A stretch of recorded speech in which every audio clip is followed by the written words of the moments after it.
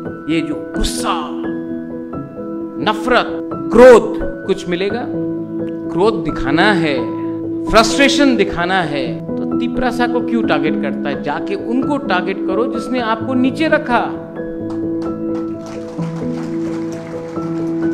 थानसा उसको बोलता है। उस दिन शुक्ला ने जो भी बोला, मैं आपको विनती करता हूं, आप मार के किसी को अपने पास नहीं ला सकते, प्यार से ला सकते हो।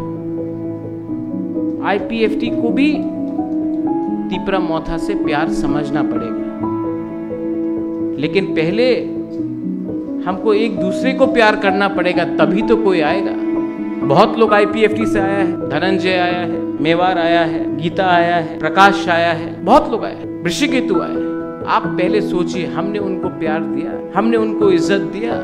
फायदी फायदी फायदी मुबाकरा बुला रहा, फायदी जब आता है तो हम लोग प्यार देता है। I am very sorry to say, हम एक दूसरे को प्यार नहीं कर सकते तो बाहर को क्यों प्यार करेंगे?